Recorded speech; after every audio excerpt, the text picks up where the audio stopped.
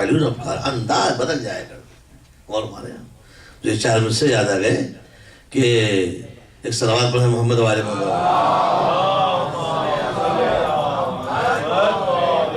ایک مرتبہ بھی سلام محمد.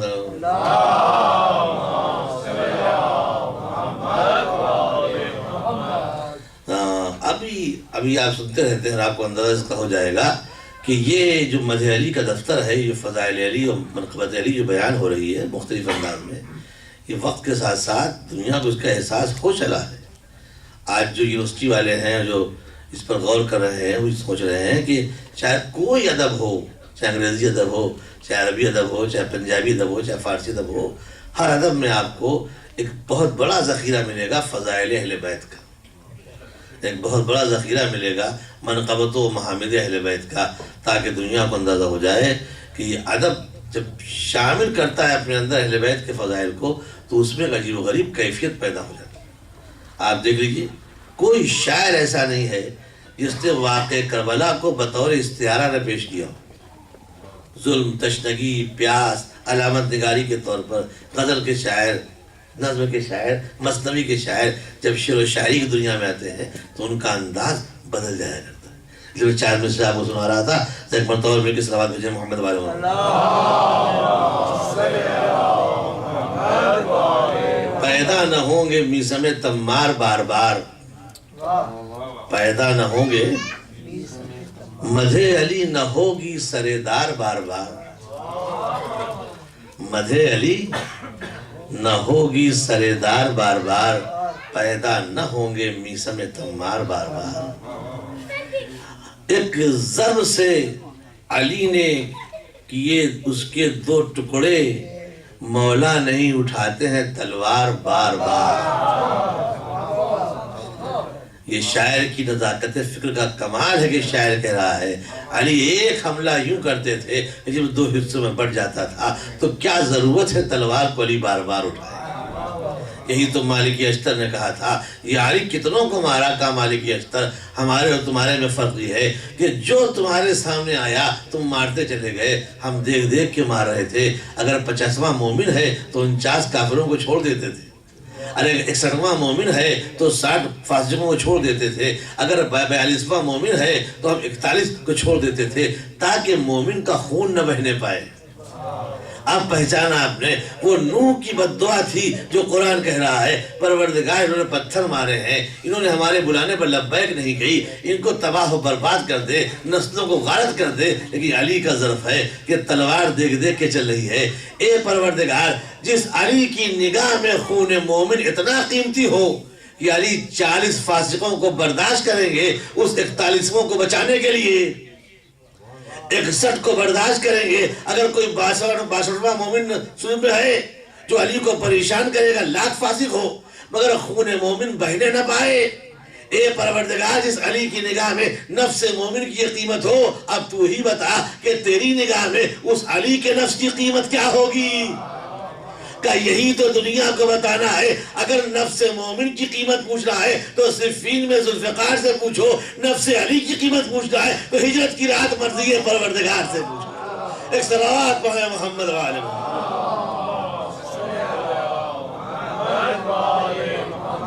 یہ مرضی پروردگار کا سودا جو دنیا کو بتا دیا ہے. وَمِنَ النَّاسِ مَن يَشْرِي نَفْسَهُ ابْتِغَاءَ مَرْضَاتِ اللَّهِ وَاللَّهُ رَءُوفٌ بِالْعِبَادِ. یہ نفس اللہ ہے، یہ نفس بشر نہیں ہے.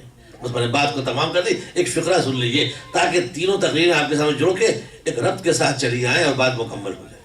تو ہمارے عقیدہ ولایت کے آخری جملہ، ہمارے عقیدہ ولایت کے مطابق محمد سے آدم سے لے کے خاتم تک اور خاتم سے لے کے قائم تک کوئی ایسا نمائندہ نہیں ہے جو ولی نہ ہو. توجہ کیجئے گا، سب اللہ کے نمائندے، سب اللہ کی طرف سے ولایت کا تاج لے کے آئے، سب معصوم، سب بے خطا، سب دین کے ذمہ دار. اور اس کی سب سے بڑی علامت یہ تھی کہ پروردگار عالم نے نبوت کی تاریخ میں ذکر آدم کے ساتھ تو اہتمام کیا ہے. مٹی آئی، حکم سجدہ ہوا، ابلیس نے انکار کر دیا، مگر یہ بتائیے کیا قرآن میں کسی اور نبی کی پیدائش کا ذکر اس طرح ہے؟ نہیں ہے، خالی ذکر آدم ہے تاکہ طے ہو جائے کہ جہاں سے آدم آ رہے ہیں وہاں سے ہر نبی آ رہا ہے. توجہ فرمائیں، جہاں سے آدم آ رہے ہیں وہاں سے ہر نبی آ رہا ہے. اور جب امامت کی تاریخ شروع ہوئی تو علی کو کعبے میں پیدا کیا. کیا کوئی اور امام پیدا ہوا کعبے میں؟ جب نبوت کی تاریخ شروع ہو رہی تھی تو ذکر آدم کا تذکرہ عرش سے جوڑا تاکہ ہر نبی کے بارے میں طے ہو جائے وہیں سے آیا ہے جہاں سے آدم آئے ہیں. ارے امامت کی بات شروع ہوئی تو علی کو کعبے میں اتارا تاکہ طے ہو جائے کہ جہاں سے پہلا امام آیا ہے وہیں سے ہر امام آیا ہے. توجہ کہتا ہوں، جہاں سے پہلا امام آیا وہیں سے ہر امام آیا تو ہر نبی بھی اللہ کی بارگاہ سے آیا، ہر امام اللہ کی بارگاہ سے آیا. اور یہی وجہ ہے کہ جب کوئی کہیں پیدا ہوتا ہے اور بچہ حسین و جمیل ہوتا ہے تو لوگ کہتے ہیں یہ ننیال کو پڑھا ہے. ماموں کہتے ہیں دیکھیے شان نانا سے مل رہے ہیں، آنکھیں ماموں سے مل رہی ہے. ددیال والے کہتے ہیں یہ ددیال کو پڑھا ہے، پیشانی دادا کو مل رہی ہے. جب ہمارے یہاں کوئی بچہ پیدا ہوتا ہے تو نانیال والے کہتے ہیں ننیال کے بزرگوں کو پڑھا ہے، دادیال والے کہتے ہیں یہ ددیال کو پڑھا ہے. اے پروردگار، جو بچہ تیرے گھر میں آیا وہ کس کو پڑھا ہے؟ کہ جا کے دیکھو، آنکھیں عین اللہ ہے، زبان لسان اللہ ہے، نفس نفس اللہ ہے، اللہ کا نمائندہ ہے، اللہ کے کمال لے کے آیا. ایک صلوات پڑھے محمد والے.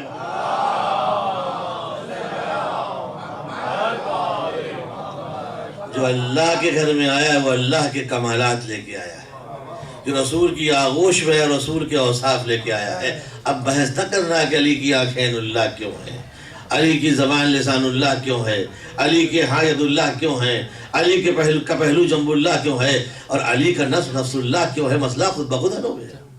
امام بخاری کی روایت لکھتے ہیں حضور سرور کائنات جناب محمد مصطفیٰ صلی اللہ علیہ وسلم بیمار ہیں اور حضرت عائشہ کی گودی میں رسول کا سر ہے. حضرت ابوبکر رسول کو دیکھنے کے تشریف لائے. اب جیسے ہی خلیفہ اول آئے رسول کی عیادت کے لیے رسول کی مزاج پرسی کرے تو کیا دیکھا کہ رسول کے بغل میں علی بیٹھے ہوئے ہیں اور رسول کی زوجہ رسول کے سرانے ہیں. اب جب ابوبکر آئے تو بجائے رسول کا چہرہ دیکھنے کے مستقل علی کا چہرہ دیکھ رہے ہیں. تو عائشہ فرماتی بابا جان آپ رسول کو دیکھ رہے ہیں، علی کیوں دیکھ رہے ہیں؟ رسول کو دیکھیے. عائشہ کیا تمہیں خبر نہیں، رسول نے تو فرمایا ہے کہ علی کے چہرے کو دیکھنا عبادت ہے. اچھا آپ کو حدیث یاد ہے کہ ہاں رسول نے فرمایا النظر الی وجہ علی ابن ابی طالب عبادہ، علی کے چہرے کو دیکھنا عبادت ہے. تو کہا بابا کہ آپ کو یہ حدیث تو یاد ہے، توجہ چاہتا ہوں کہ علی کے چہرے کو دیکھنا عبادت ہے. تو رسول اللہ نے یہ بھی تو فرمایا ہے کہ ذکر علی عبادہ، علی کا ذکر کرو یہ بھی عبادت ہے. کہا یہ بھی حدیث ہے. انہوں نے کہا کہ رسول نے کہا ہے علی کا چہرہ دیکھو عبادت، اور حضرت عائشہ فرماتی رسول نے یہ بھی تو کہا علی کا ذکر کرو عبادت. جب دو حدیثیں سامنے آ گئی تو رسول بولے کہ میں نے یہ بھی تو کہا ہے علی سے محبت کرو عبادت.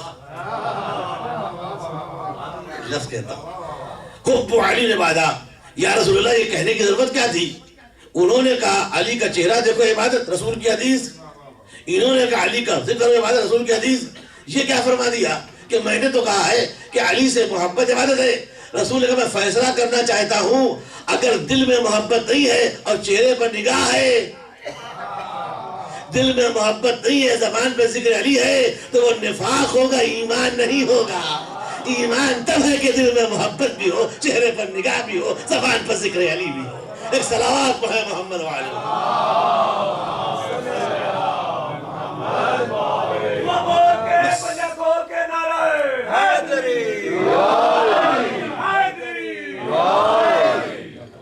تاکہ ایمان اور نفاق کا فرق واضح ہو جائے. بغیر محبت کے نگاہ کہیں رکھو نفاق ہے، بغیر محبت کے زبان پہ لاکھ ذکر جائے نفاق. محبت کے ساتھ ذکر ہو تو ایمان، محبت کے ساتھ نظر علی کے چہرے پر ہو تو ایمان ہے. میں نے اس لیے کہہ دیا تاکہ ایک ہی محفل میں واضح ہو جائے کہ نفاق کسے کہتے ہیں اور کمال ایمان کسے کہتے ہیں. بس عزیزان گرامی بات تمام ہو گئی. یہ نفاق اور ایمان کی بحث چلتے چلتے جب کربلا کے میدان میں پہنچی تو یزید کسی کافر کا نام نہیں ہے. نماز پڑھتے تھے بھائی یزید. امام حسین لڑائی کس سے تھی؟ یہودیوں سے تھی؟ عیسائیوں سے تھی؟ نہیں. لڑائی حسین کی بگڑے ہوئے مسلمانوں سے تھی، بد کردار مسلمانوں سے تھی، اور اسی لیے حسین نے اپنی حکمت عملی سے ایسا میدان منتخب کر لیا تاکہ جھگڑا مدینے کی گلیوں میں نہ ہونے پائے۔ اور دشمن کی چال یہی تھی کہ راستے میں حسین گھیر کے مار لو، اس نے کہا نہیں، میں میدان کا انتخاب کروں، اور اس لیے انتخاب کیا تاکہ ابھی تک نبی کا اصل قاتل کون تھا تاریخ نے پردے میں چھپا دیا، علی کا قاتل کون تھا تاریخ نے پردہ ڈال دیا، فاطمہ کا اصل قاتل کون تھا تاریخ خاموش ہو گئی، حسن کا قاتل کون تھا تاریخ چپ تھی۔ حسین نے کہا میں چاہتا ہوں میرا قاتل بے نقاب ہو جائے، جب میرا قاتل بے نقاب ہوگا تو وہیں سے پہچان لینا میرے نانا کا قاتل کون تھا، میرے بابا کا قاتل کون تھا۔ اسی حسین نے میدان میں گھیر کے دشمن کی فوج کو لا کے ایسا ماحول بنا دیا تاکہ ابھی تک دنیا جو ظلم کر رہی تھی وہ ظلم چھپتے نہ پائے۔ اور ایک دوپہر میں حسین نے حق کی حقانیت کے ساتھ باطل کو یوں بے نقاب کیا کہ قیامت تک کوئی کھل کے اپنے کو یزیدی کہنے کو تیار نہیں، کوئی اپنے کو یزید کر۔ ایک ڈاکٹر ذاکر نائک پیدا ہو گیا ملعون 3 سال پہلے، جب اس سے کسی نے پوچھا کہ بھائی کیا خیال تمہارے یزید کے بارے میں، تو کہا رہے یزید کو برا نہ کہو، اللہ معاف کر سکتا ہے۔ سنا آپ نے؟ تو ہندو لیڈر نے کہا تو اللہ شیطان کو بھی معاف کر سکتا ہے، اللہ ابلیس کو معاف کر سکتا ہے، اللہ کا فیصلہ جو ظالم ہے وہ جہنم میں جائے گا، معافی کا کیا سوال پیدا ہوتا ہے؟ کہ وہ کربلا 2 بادشاہوں کی 2 بادشاہ، ارے کون بادشاہ؟ رسول نے کہا ہے حسن حسین جنت جوانوں کے سردار ہیں، سرداری تو بڑھ چکی، اب خالی دوزخ کی بچی سرداری۔ حسن حسین جنت کے جوانوں کے سردار ہیں بھائی، یہ بھی کیا مطلب؟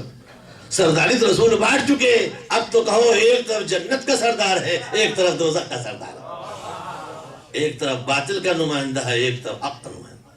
اور اس لیے حسین نے کہا اے یزید اگر تیری فوج ہمارے سر کو قلب بھی کرے گی تب بھی تیرا ظلم بے نقاب ہو کے رہے گا، چونکہ اپنے ساتھ ہم اپنی بہن زینب کو لے کے آئے۔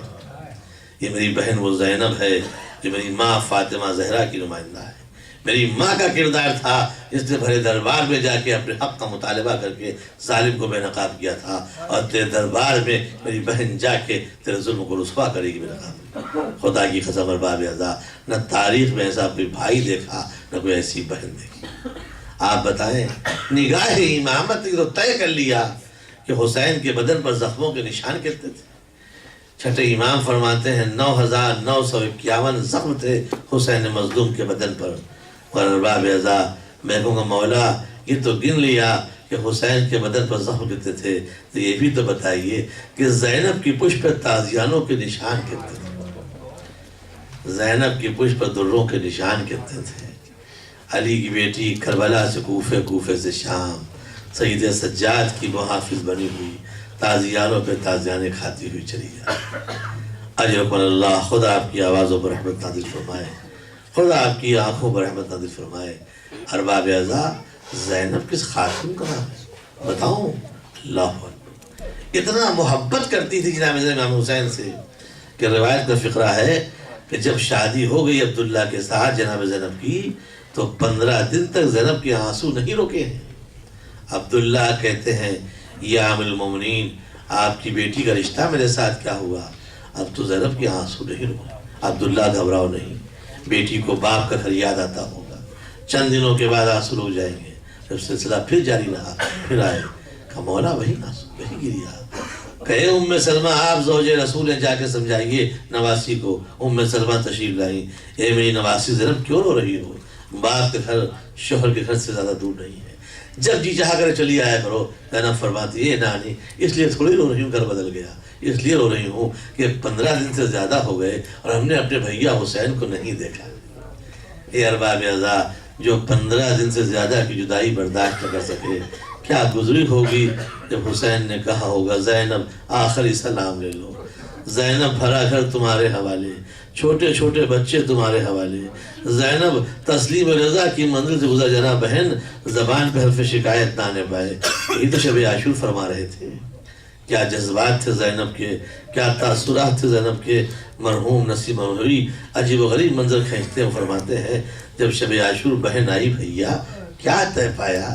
کہ زینب ایک طرف ہمارا سر ہے، ایک طرف اسلام کا گلا ہے، کیا چاہتی ہو کیا بچ جائے کیا کٹ جائے؟ کہا بھیا کیا آپ کے سر کٹنے سے اسلام بچ جائے گا؟ کہاں بچ جائے گا؟ کہا بھیا دین بچ جائے چاہے کسی کی جان چلی جائے۔ کہا زینب تمہاری رائے کیا ہے؟ زینب فرماتی ہیں زینب کے دل کی تھا امام زمان نہ لیں، میں آپ کی بہن ہوں میرا امتحان نہ لیں۔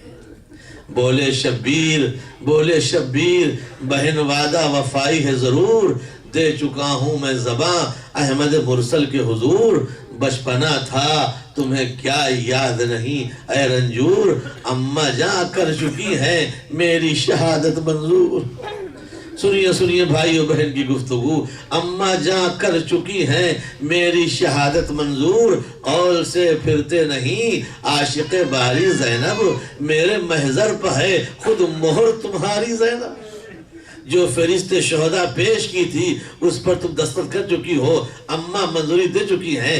یہ سخن سن کے تڑپنے لگی شہدائے حسین، پیٹ کے سر کو کہا ہائے اخی ہائے حسین، تم نہ رہ جاؤ بہن رونے کو رہ جائے حسین، ہاں منگا لو وہی محضر میرے ماں جائے حسین۔ شہیدوں کے نام آئے وہ فہرست آئی، سنیے بہن کیا کہتی ہے، ہاں منگا لو وہی محضر میرے ماں جائے حسین۔ جب محضر آیا تو بہن کہتی ہے ہاں منگا لو وہی محضر میرے ماں جائے حسین، یا میرا نام شہیدوں میں بڑھا دو بھائی، یا میرا نام شہیدوں میں بڑھا دو بھائی، یا میری مہر کو محضر سے مٹا دو بھائی۔ اے میری بہن زینب اگر کل میں شہید ہوں گا تو تو بھی شہید ہوگی۔ شریعت میں ذبیحے کے دو طریقے ہیں، جب جانور کے گلے پہ چھری پھیری جاتی ہے تو جانور کا ذبیحہ ہوتا ہے، مگر مچھلی کو جب پانی سے باہر نکال لیا جائے تو مچھلی تڑپ کے مر جاتی ہے، یہ اس کا ذبیحہ ہے۔ اے زینب جب میرے گلے پہ خنجر چلے گا تو میں شہید ہوں گا، جب تیرے سر سے چادر چھن جائے گی تو بازاروں میں جائے گی، نامحرموں کے مجمع میں جائے گی، بہن تو بھی شہید راہ خدا ہو جائے گی۔ اجرکم اللہ، خدا آپ کی آنکھوں پر رحمت نازل فرمائے، خدا آپ کی آوازوں پر رحمت نازل فرمائے۔ عظیم اور عجیب و غریب دستگاہ عزاداری جس میں ہمارے ایمان ہمارے کردار میں جلا پیدا ہوتی ہے، نئی نسلوں کی تربیت کا انتظام ہوتا ہے۔ کتنا بڑا سرمایہ ہے جو زینب شام میں ظالم کے دیار میں بچھا کے نئی نسلوں کے حوالے کر کے چلی گئی۔ بس ارباب اگر روایت سنیے اور مجلس تمام کروں، یہ لٹا ہوا قافلہ جب کربلا سے کوفے اور کوفے سے شام کی طرف روانہ ہو رہا تھا تو روایت کہتی ہے کہ ظالموں نے بیویوں کو راستے میں کہیں کہیں بٹھا دیا، کہیں اٹھا دیا، کہیں بازار میں، کہیں دربار کے باہر، کہیں درخت کے نیچے، کہیں کسی یہودی کے باغ میں۔ تاریخ کا ایک فقرہ ملتا ہے، میری نگاہ سے روایت گزری کہ لٹی ہوئی بیویاں سر راہ بیٹھی ہوئی تھیں، زینب بچوں کو حلقے میں لیے ہوئے تھیں۔ اس بستی کے قریب ایک چھوٹی سی بستی اور تھی جہاں ایک بیوہ مومنہ رہتی تھی جو حسین سے بہت محبت کرتی تھی۔ اس کے شوہر کا انتقال ہو گیا تھا، دن بھر مزدوری کرتی تھی اور شام کو بچے کو لا کے کھانا کھلاتی تھی۔ ایک دن وہ مومنہ گھر میں دیر سے آئی، بچہ ماں کا انتظار کرتے کرتے گھر سے باہر نکل پڑا۔ جیسے نکل پڑا تو آگے بڑھتے بڑھتے کیا دیکھا کہ ایک اونچائی پر کچھ لٹا ہوا قافلہ بیٹھا ہوا ہے، جس پہ بیویاں بھی ہیں اور بچے بھی ہیں، اور ان بچوں میں ایک بچی ہے جو بار بار کہتی ہے ہائے حسین، ہائے حسین، ہائے بابا، ہائے چچا، ہائے امو۔ وہ بچہ ایسا بچہ تھا کہ چونکہ اس کی ماں حسین کی چاہنے والی تھی، اس نے اپنے بچے کا نام بھی محبت حسین کے تحت حسین رکھا تھا۔ یہ چھوٹا سا بچہ جس کا نام حسین تھا یہ بیواؤں کے قافلے میں شامل ہو گیا۔ ایک بچی کو روتا ہوا دیکھ کر یہ بھی ماتم کرنے لگا، رونے لگا، گریہ کرنے لگا۔ اتنا گریہ کیا کہ گھر آیا، گھر کے گوشے میں لیٹا اور دنیا سے رخصت ہو گیا۔ اب جو شام کو اس کی ماں آئی اور بچے کو تلاش کر رہی ہے، حجرے میں نہ پایا، باغ میں نہ پایا، تو پریشان ہو کے چلی اس بستی کی طرف جہاں یہ قافلہ ٹھہرا ہوا تھا۔ اس کی ماں ہر قدم پہ روتی جاتی تھی اور کہتی جاتی تھی ارے میرے حسین تم کہاں چلے گئے، میرے حسین تم کہاں چلے گئے، میرے حسین تم کہاں چلے گئے۔ جیسے ہی زینب نے سنا کہ کوئی حسین حسین کہہ کے پکار رہا ہے، قریب بلایا، اے بیوی تو کس حسین کو تلاش کر رہی؟ بیوی تو کس حسین کو ڈھونڈ رہی ہے؟ اے بیویو، اے قیدیو، میرا ایک بچہ تھا، میں نے اس کا نام مولا حسین کے نام پہ حسین رکھا تھا، میں بیوہ ہوں، دن بھر مزدوری کرتی ہوں، شام کو بچے کے واسطے کھانے کا انتظام کرتی ہوں، آج جب پلٹ کے گھر گئی تو بچے کو اس جگہ نہ پایا جہاں چھوڑ کے گئی تھی۔ زینب فرماتی ہے نہ گھبرا، گھر کی پشت پہ چلا جا، تیرا بچہ تجھے مل جائے گا۔ وہ پلٹ کے گھر کی پشت پر آئی، کیا دیکھا کہ بچہ تو ہے اور اس کا دم نکل چکا ہے۔ چھوٹے سے بچے کی لاش کو اٹھایا، اس نے کہا جس بیویوں نے بچے کا پتہ بتایا ہے چل کے اسی قیدی کے سامنے رکھ دیتے ہیں، اس بچے کی زندگی کی دعا مانگو۔ بچے کا لاشا ماں نے لیا، آئی رکھ دیا زینب کے سامنے۔ اے بی بی، تم کوئی غیر معمولی خاتون معلوم ہوتی ہو، اللہ مصیبت زدہ کی دعاؤں کو جلدی قبول کرتا ہے، جہاں تم نے اس بچے کا پتہ بتایا اس کی حق میں زندگی کی دعا مانگو۔ زینب فرماتی ہے اس کے دن تمام ہو چکے ہوں گے، اللہ نے اس کو بلا لیا، خدا تجھے صبر عطا کرے۔ کہ نہیں بی بی، میں بچے کی حیات چاہتی ہوں۔ جب اس نے اصرار کیا تو ایک مرتبہ زینب کا دل بھر آیا، بڑی سر حسین کی طرف، اے بھیا، اول محمد کے لاشے آئے، زندگی کی بھیک نہیں مانگی۔ اے بھیا اکبر کا لاشا آیا، زندگی کی دعا نہیں مانگی۔ اے بھیا قاسم کی میت کے ٹکڑے آئے، زندگی میں۔ اے بھیا میری غیرت کا امتحان ہو رہا ہے۔ لب حسین کو جنبش ہوئی، وہ بچہ اٹھ کے بیٹھا اور کہتا ہے واہ حسینہ، واہ غربتہ، ماں کہتے میرے لال کیسے ملی زندگی؟ کہ یہی تو سر حسین ہے جس نے ہمیں زندگی دے دی، اس نے منہ پہ تماچے مارے، کاش میں مر گئی ہوتی۔ یہ محمد کی نواسیاں، یہ علی کی بیٹیاں، یہ رسول کا نواسا جو کربلا میں شہید کر دیا گیا۔ ارے یہ وہ کریم گھرانہ ہے کہ سر کٹ جائے مگر چاہنے والوں کو کرم سے مانوس نہیں کرتا۔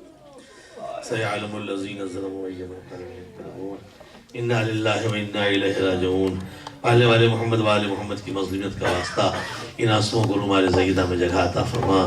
پروردگار در عباس پر تمام حاضرین اور تمام مومنین، تمام مومنات جو اس سے جڑے ہوئے ہیں، ان سب کی مشکلات کو حل فرما، ان سب کے مسائل کو حل فرما، ان سب کی روزی میں، صحت میں، حیات میں برکت عطا فرما۔ رب العالمین ہم سب کو مل جل کے اس در عباس سے علوم اہل بیت کی ترویج و تشریح میں حصہ لینے کی توفیق عطا فرما۔ رب العالمین ہم میں جو بیمار ہیں ان سب کو بحق بیمار کربلا شفاء کامل عطا فرما۔